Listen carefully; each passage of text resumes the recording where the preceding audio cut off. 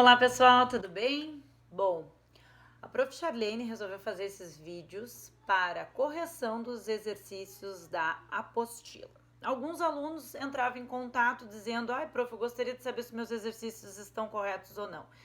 Então, para não atender individualmente, eu resolvi fazer esses vídeos, até para que vocês utilizem essa semana para a correção desses exercícios, ok? Então, eu vou começar lá pela página 8, tá, da apostila, onde a primeira atividade diz o seguinte: explique qual é o marco de estudos da Idade Média.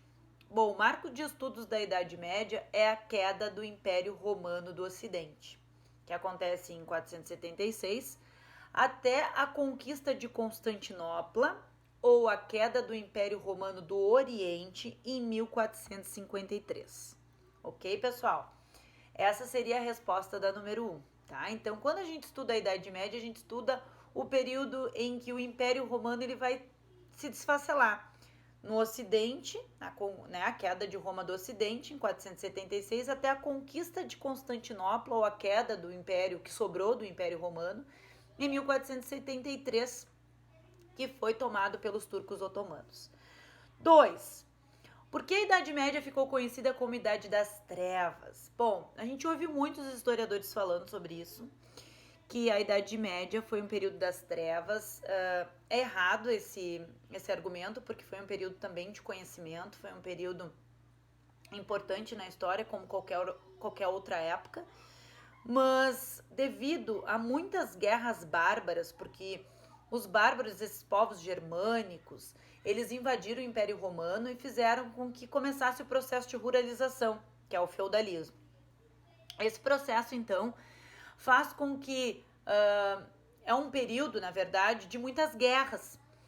E isso abalou muito, né, o modo de vida desses povos, que perderam muita documentação, enfim. Então, por isso que eles acreditam, né, alguns pensadores da Idade Moderna acreditam que o período da Idade Média é considerado um período de trevas, porque não houve grandes invenções, grandes descobertas. E aí eles se inspiram e buscam uma certa inspiração lá na Idade Antiga, ok? Mas não quer dizer que isso está correto, tá? Mas era a forma como os pensadores da Idade Moderna pensavam.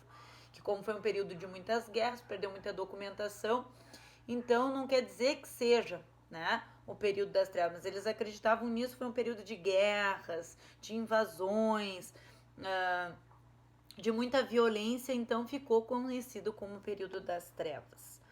Bom, depois nós temos uma questão que é uma charge, que é a questão número 3. Observe a tirinha abaixo. Aconteceu alguma coisa importante enquanto eu estive fora?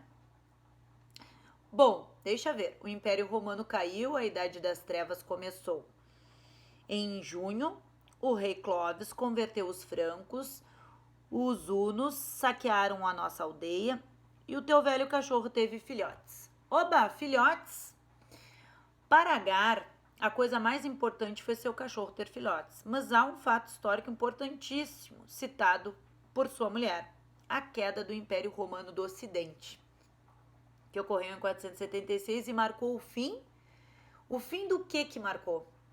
O fim da Idade Antiga, da Idade Moderna, da Idade Contemporânea ou da Idade Média? Ele marca o início da Idade Média, então o fim da Idade Antiga. Então a melhor resposta seria a letra A. Depois nós temos outra questão, que é a número 4. Clovis, rei dos francos, converteu-se ao cristianismo por volta de 496 e ganhou o apoio da Igreja Católica. Assinale a opção que mostra a importância que essa conversão teve no processo de formação do Reino Franco.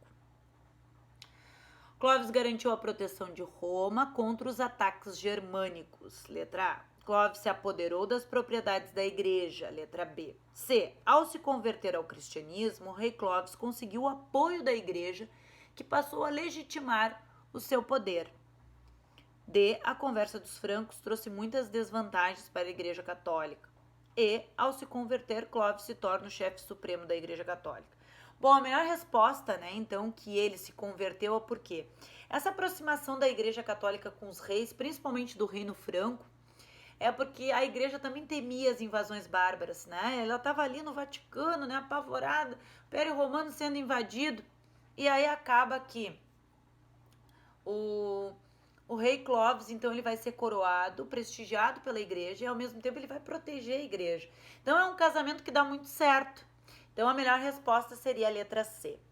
5, então, dentre os vários reinos bárbaros que se formaram na Europa após a queda do Império Romano Ocidental, um teve grande destaque em virtude dos personagens como Clovis e Carlos Magno. O grupo germânico organizador de tal reino foi o dos francos, que é a letra D.